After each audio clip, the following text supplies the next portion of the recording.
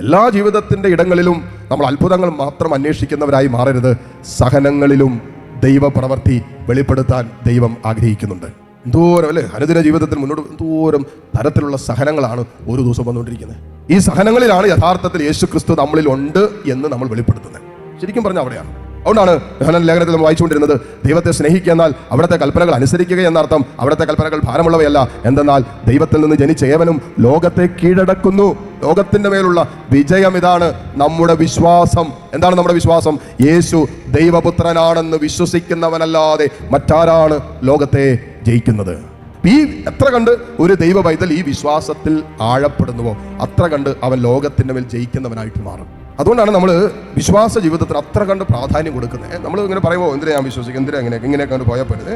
എന്തിനാ ഒരു ദൈവ പൈതൽ യേശുവിൽ വിശ്വസിക്കുന്നതിൻ്റെ ആഴം വർദ്ധിക്കുന്നതിനനുസരിച്ച് അവൻ ലോകത്തിൽ വിജയിച്ചവരായിട്ട് പോവാം.